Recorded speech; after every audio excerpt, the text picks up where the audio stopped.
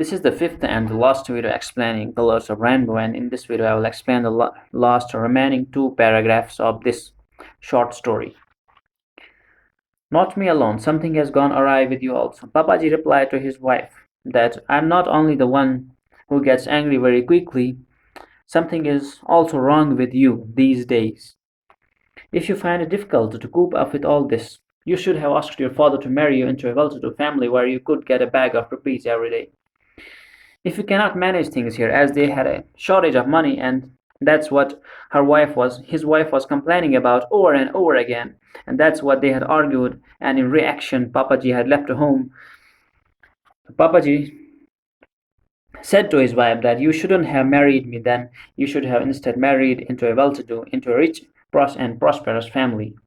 She remonstrated with loving fretfulness. She argued back, but lovingly, not in a way that could possibly strike up a quarrel again.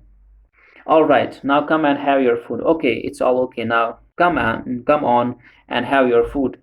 I don't need any bags of rupees. I don't need rupees. Simultaneously, she got hold of my arm and made me sit. And simultaneously, while she was remonstrating lovingly to his husband's words, she held her husband's arm and made him sit to eat.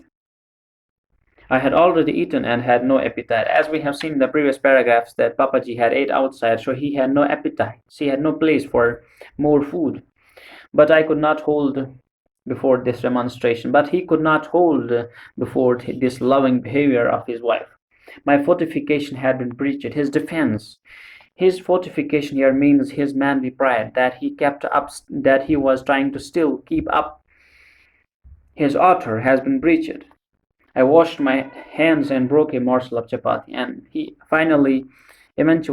ultimately, he washed his hands and started to eat. She seated herself close and began fanning me with a hand, and she seated her beside Papaji and started to fan him, started fanning him with a hand fan to keep him cool. I dipped the morsel in the vegetable curry and looked at her. So it dipped the morsel in a vegetable curry.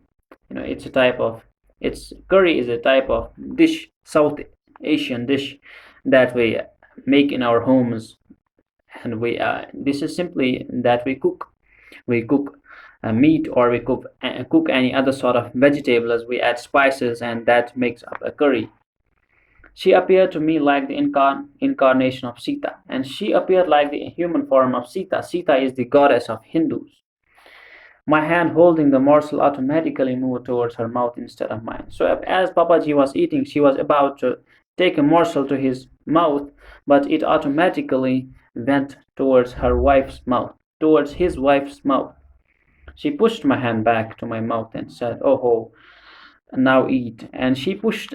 Now it's a sort of humorous and a bit romantic situation going on here between the couple.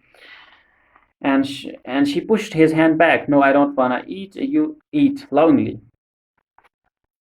I pushed my hand again towards her mouth and, disregarding her forced the morsel into her mouth. And finally, Papaji ultimately forced the morsel into his wife's mouth.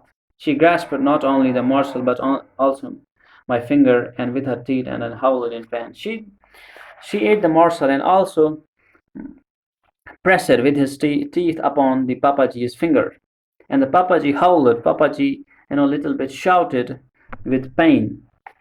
In pain.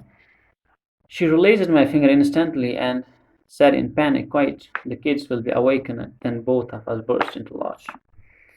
And she, as the Papaji howled in pain, his wife released his finger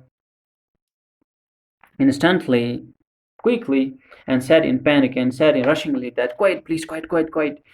Kids will be awakened. If you shout, your shouting will awaken the kids." And after saying this, they both started laughing.